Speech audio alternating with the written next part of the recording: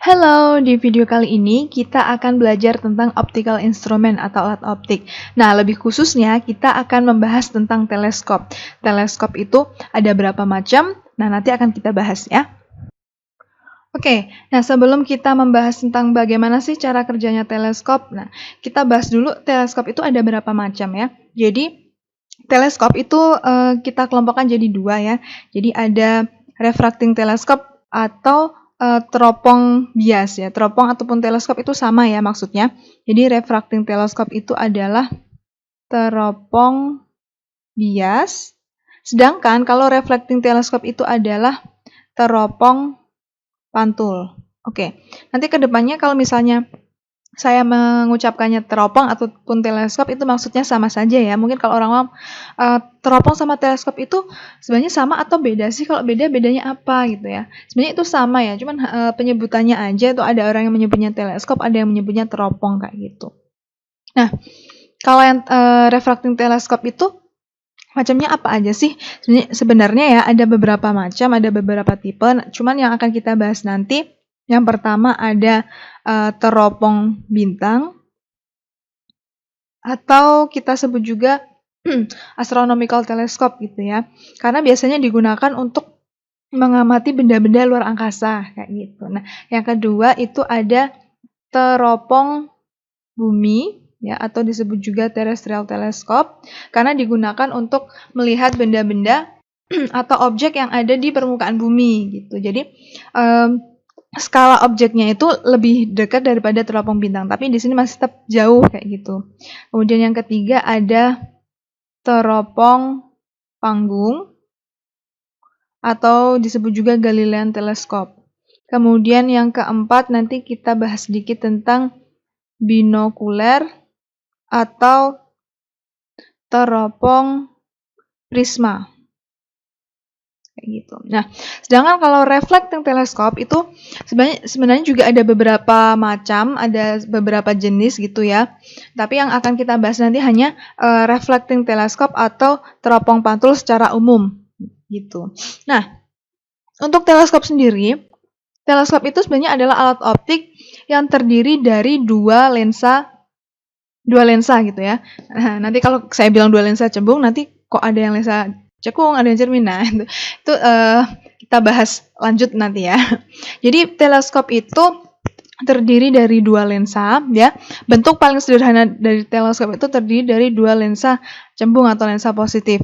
Nah, mungkin kalian sudah melihat video yang mikroskop atau belajar sendiri tentang mikroskop. Jadi kalau mikroskop itu juga sama terdiri dari dua lensa cembung. Nah, sekarang bedanya antara teleskop dan mikroskop itu apa sih? Oke, kita bahas bareng. Di sini untuk perbedaan mikroskop dan teleskop, kita bikin tabel perbedaannya. Di sini untuk teleskop. Oke, yang pertama, karena merupakan alat optik yang terdiri dari dua lensa cembung, nah berarti kita harus tahu dulu nih fungsinya apa sih ya. Pada dasarnya fungsi dari mikroskop dan teleskop itu sangat berbeda ya. Kalau mikroskop itu adalah untuk melihat benda yang sangat kecil.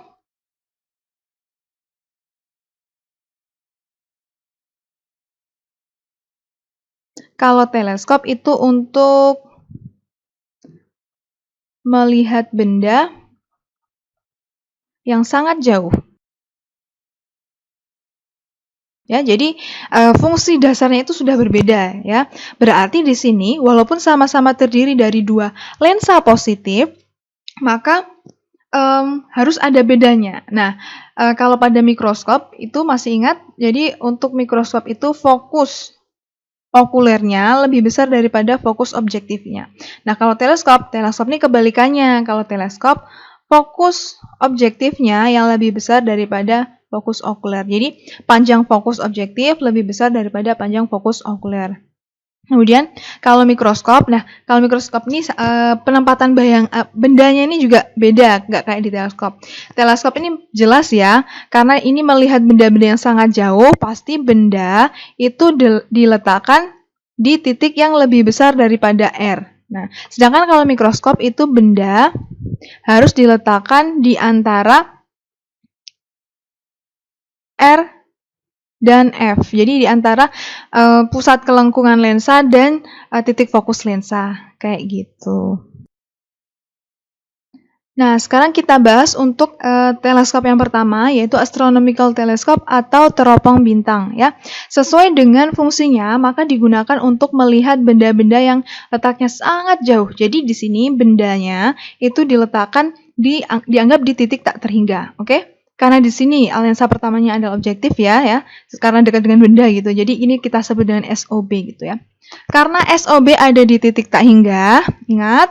Masih menggunakan persamaan lensa ya. Jadi ini rumus yang sangat dasar ya. 1/F sama dengan 1/S ditambah 1/S aksen. Kalau S-nya ada di tak hingga, maka S aksen pasti ada di F. Jadi karena SOB di tak hingga, maka S aksen OB ada di FOB ya. Kayak gitu. Nah sekarang untuk pengamatan menggunakan teleskop ini sebenarnya bisa dengan dua cara, yaitu akomodasi maksimum dan akomodasi minimum atau tanpa akomodasi. Nah, sebenarnya dua-duanya ini bisa digunakan. Nah, tapi di sini perlu kita ingat bahwa pengamatan menggunakan teropong bintang atau astronomical telescope ini digunakan untuk mengamati benda-benda luar angkasa. Biasanya kan dilakukan pada malam hari ya. Jadi mulai dari tengah malam sekitar jam 11-an sampai pagi itu melakukan pengamatan. Bayangkan kalau berakomodasi maksimum nih. Akomodasi maksimum artinya matanya itu dalam keadaan lensa mata tegang ya. Kalau digunakan untuk pengamatan waktu yang lama itu kan sangat melelahkan kayak gitu. Nah, supaya bisa bertahan lama, maka pengamatan dilakukan dengan mata berakomodasi minimum kayak gitu. Oke, jadi di video ini saya akan fokus untuk membahas pengamatan menggunakan teleskop dengan mata berakomodasi minimum. Oke? Nah, karena berakomodasi minimum, maka bayangan akhirnya bagaimana? Bayangan akhir harus jatuh di titik tak hingga. Jadi S aksen OK itu harus di titik tak hingga, kayak gitu. Nah, sekarang apa bedanya nih dengan yang tadi sama-sama di tak hingga? Nah, bedanya adalah apa? Jadi, walaupun sama-sama di tak hingga, tetap kan jaraknya akan berbeda. Nah, si teleskop ini fungsinya adalah supaya bayangan yang dibentuk itu kelihatan lebih dekat. Kayak gitu. Jadi walaupun sama-sama di tak hingga, jadi ini tak hingganya lebih dekat kayak gitu. Nah, supaya S aksen ada di tak hingga, maka SOK-nya ada di mana? SOK harus ada di FOK, harus ada di titik fokus. Sehingga panjang teleskopnya adalah D sama dengan FOB plus FOK. Oke, kita lihat di sini panjang teleskopnya ini adalah jarak FOB plus FOK. Oke, kita sudah dapatkan ini. Oke, kemudian lalu perbesarannya gimana nih? Nah, ini kan untuk melihat benda-benda yang jauh supaya kelihatan lebih dekat. Berarti kan di sini yang kita amati sebenarnya ukurannya lebih kecil dong daripada benda aslinya. Masa iya kita melihat bulan yang udah gede terus kemudian kita amati lebih besar lagi? Kan nggak mungkin. Nah, di sini perbesaran yang dimaksud ini adalah perbesaran sudut atau perbesaran anguler. Jadi sudut pengamatannya menjadi lebih besar. Oke, untuk teropong bintang, ini perbesaran angulernya adalah FOB per FOK. Oke, jadi M sama dengan FOB per FOK. Nah, sekarang bentuk bayangannya gimana? Atau sifat bayangannya, Sifat bayangannya kita lihat nih, kalau posisinya ada di sini nih, di bawah sumbu utama nih.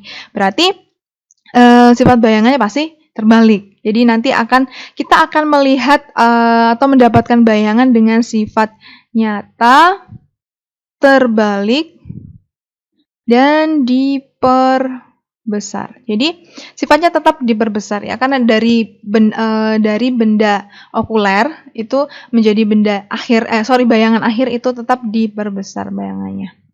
Oke, untuk teropong bintang seperti itu. Nah, sekarang nih, teropong bintang itu kan kita cuma butuh modal 2 lensa aja. Kita udah bisa melihat benda yang sangat jauh. Nah, kalau misalnya kita ingin melihat benda-benda di permukaan bumi, gimana nih? Kan ini terbalik sifatnya.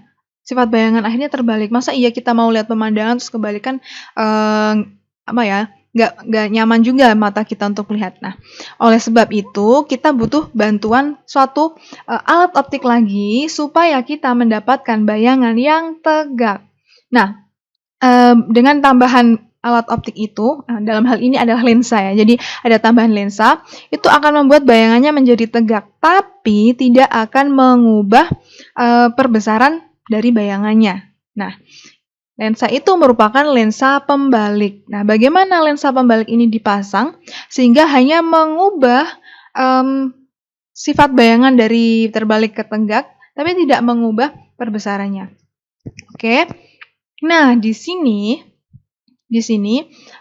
kalau misalnya kita ingin mengubah dari terbalik ke tegak tanpa mengubah perbesaran, maka kita harus memasang suatu lensa dan menempatkannya supaya lensa ini memberikan perbesaran sebesar -1. Jadi nanti sifat bayangan terbalik, kemudian ukurannya adalah sama. Nah, bagaimana penempatannya? Jadi di sini lensa ini dipasang agar si bayangan oleh objektif ini jatuh di titik 2F. Oke? Jadi di sini benda objektifnya, SOB-nya tetap di titik tak hingga ya. Kemudian bayangan objektif tetap jatuh di FOB ya, tetap jatuh di FOB. Nah, sekarang dari FOB ke pembalik ini jaraknya berapa? Jaraknya ini harus 2FP. FP ini fokus pembalik. Nah, kenapa 2FP? Sekarang kita buktikan ya. Jadi, kenapa di sini 2FP? Jadi, 2FP, 2F itu ingat apa? 2F adalah sama dengan R atau jari-jari kelengkungan. Misalkan 1/F ya, kita masukkan ke rumus lensa. Jadi kalau bendanya ada di 2F, jadi S-nya kita ganti 2F kayak gitu. Kemudian tambah 1/S aksen. Nah, sekarang S aksennya ini kira-kira di mana nih? 1/S aksen sama dengan 1/F dikurangi 1/2F. Oke. Kemudian kita samakan penyebutnya sama dengan 2F, ini 2 kurangi 1.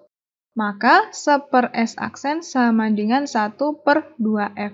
Berarti S aksen sama dengan 2F. Nah, di sini S-nya ada di 2F, maka S aksennya ada di 2F juga. Berarti perbesarannya gimana? Ingat, konsep perbesarannya itu adalah min S aksen per S. Jadi, perbesarannya itu sama dengan minus 2F per 2F sama dengan -1. Nah, ini. Jadi, supaya si lensa pembalik ini menghasilkan bayangan kebalikan dari bendanya, ya, maka benda ini harus ditempatkan di titik 2FP. Nah, seperti pada gambar kita lihat bayangan lensa pembalik ini ukurannya sama, tapi sifatnya dia menjadi tegak, bukan terbalik lagi.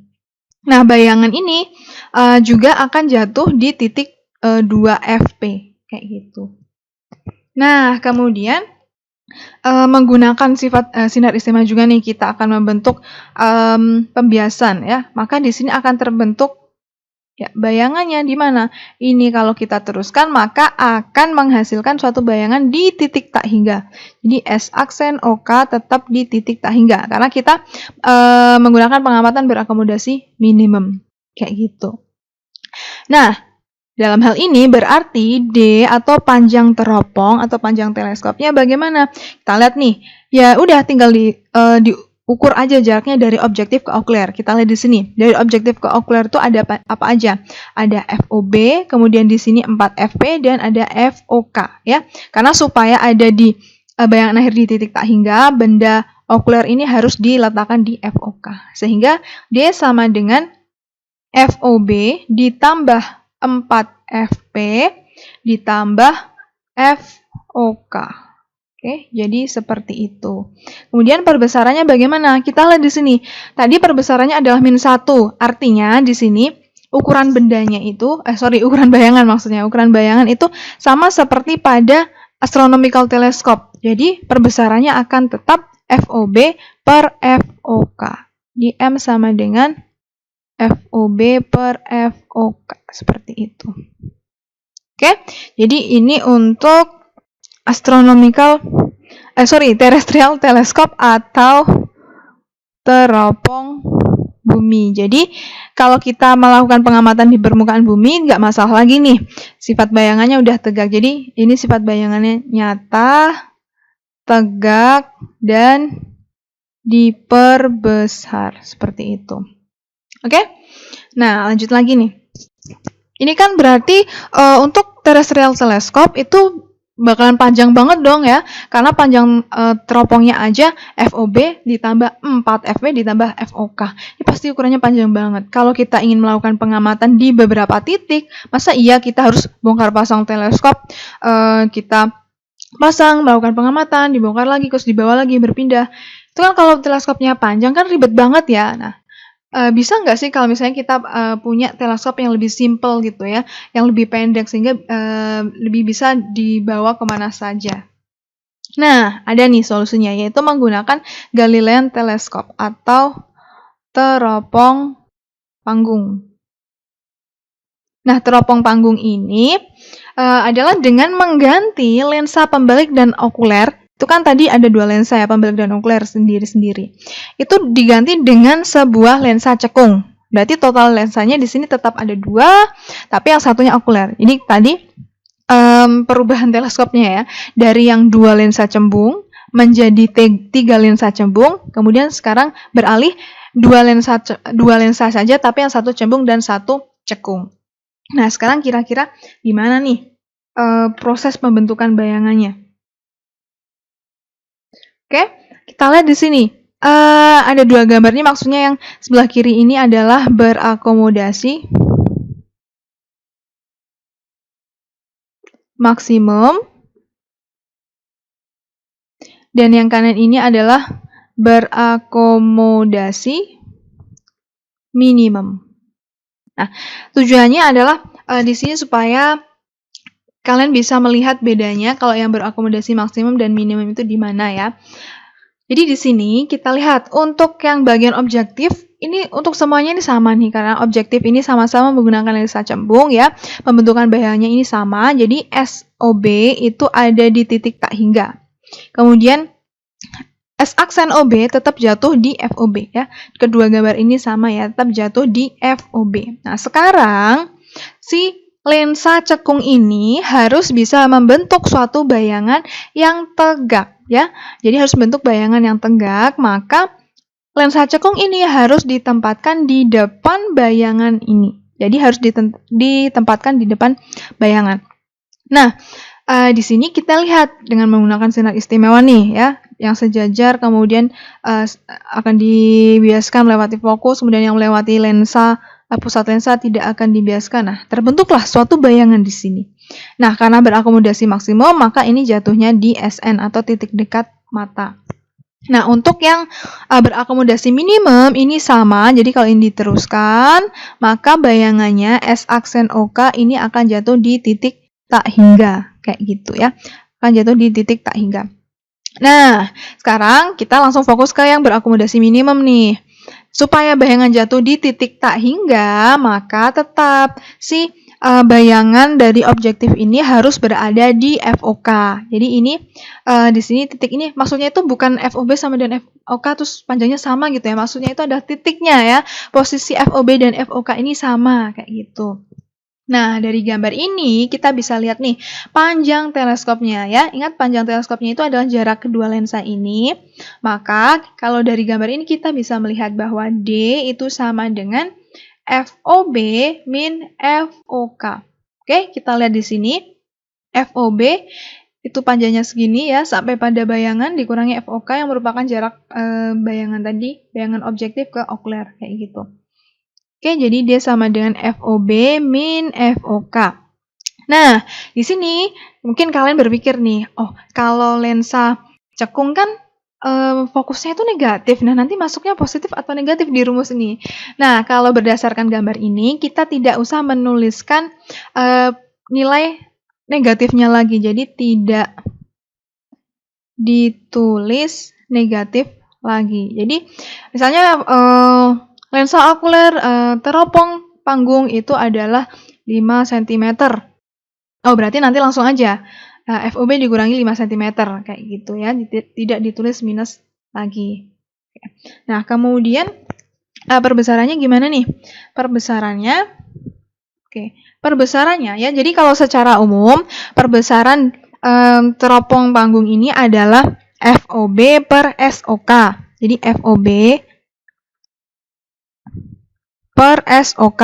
Nah, sekarang kalau di berakomodasi maksimum, kan kita nggak tahu nih SOK-nya berapa. Jadi biasanya diketahui nanti SOK-nya sekian. Tapi kalau atau menggunakan mata berakomodasi minimum, SOK-nya ini pasti di FOK. Jadi kita langsung aja tuliskan M sama dengan FOB per FOK. Ya, jadi ini M untuk yang berakomodasi minimum. Oke. Nah, karena tadi ya untuk yang lensa cekung itu kan fokusnya negatif, maka kalau ini harus masuk negatif lagi. Atau misalnya karena biar seragam ya, tidak ditulis negatif lagi. Ya, maka ini saya tuliskan negatif. Jadi, kalau misalnya rumusnya M sama dengan FOB per min FOK atau minus FOB per FOK, langsung berarti FOK-nya nggak usah ditulis negatif lagi. Jadi, ingat ya, jangan sampai menuliskan negatifnya itu 2 kali. Kalau di awal udah diubah jadi negatif, maka ke bawah juga nggak usah diubah lagi. Kayak gitu. Oke? Itu untuk Galilean teleskop. Selanjutnya adalah binokular atau teropong prisma.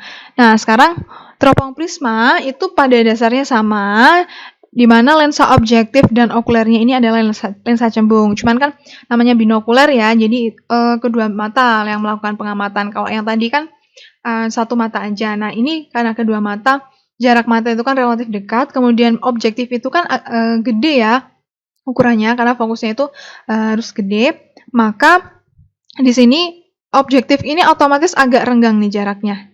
Nah, berarti kan artinya di sini objektif dan okuler ini tidak dalam sumbu utama yang sama. Jadi sumbu utamanya ini beda. Nah, bagaimana caranya supaya bayangan objektif ini bisa sampai di okuler padahal sumbu utamanya itu beda? Maka ini harus dibawa ke sini ya, dipantulkan, yaitu dengan menggunakan prisma. Nah, konsep yang digunakan ini bagaimana? Ini adalah menggunakan total internal reflection. Jadi di sini ingat ya, theta kritis atau sudut kritis misalnya prisma ini dari kaca itu kan sekitar 42 atau 43 derajat. Nah, sini dengan menggunakan prisma, di sini akan mengalami pemantulan sempurna. Konsepnya seperti ini. Ya. Nah, seperti pada gambar, sehingga bayangan yang dibentuk oleh objektif ini akan dibawa ke okuler.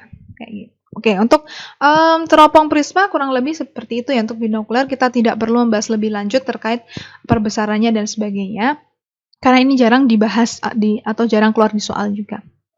Kemudian selanjutnya adalah reflecting teleskop. Nah, kalau reflecting teleskop ini kira-kira gimana?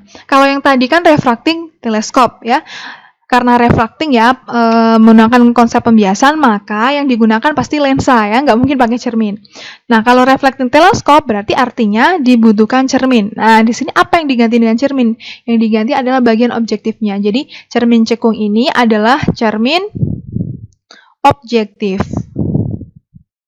Ya, jadi cermin objektif si cermin cekung ini.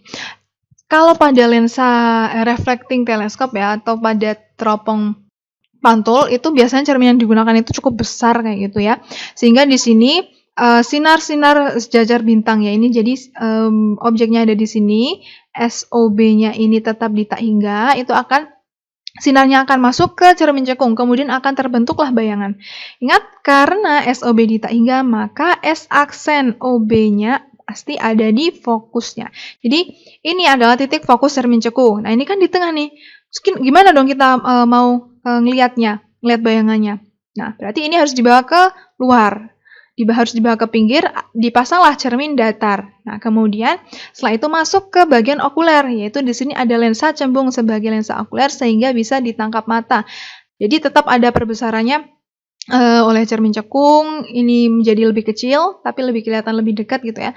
Nah, karena kecil banget harus diperbesar lagi oleh lensa cembung sebagai okuler kayak gitu. Nah, untuk yang untuk teleskop pantul itu banyak sekali. tipenya, selain yang model seperti ini, jadi ada lagi yang cerminnya itu ada di bawah. Di bawah, tapi ukurannya itu sangat besar ya. Ya, diameternya itu bisa sampai 3 meteran.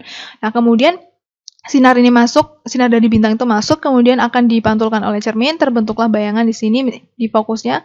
Nah, di sini orangnya ini melakukan pengamatan di sini. Ya, orangnya melakukan pengamatan di sini, kemudian ini bagian okulernya. Nah, orangnya masuk dari pinggir, ada di tengah. Karena ini diameternya cukup besar, maka keberadaan orang ini tidak akan mengganggu dalam pembentukan bayangan ya, karena sinar-sinar yang sejajar bintang ini tetap bisa masuk ke bagian cermin. Selain yang model seperti ini, ada juga yang hampir mirip kayak gini, cuman bolongnya di sini. Ini dibolongin ya, cerminnya itu di tengahnya itu dibolongin, kemudian okulernya ada di sini. Jadi orang melihat di sini. Nah, orangnya melihat di sini, jadi di sini ada tetap cermin di bawah ke sini. Kayak gitu. Oke, itu tadi kurang lebih tentang teleskop ya. Semoga videonya bermanfaat bagi kalian ya. Selamat belajar.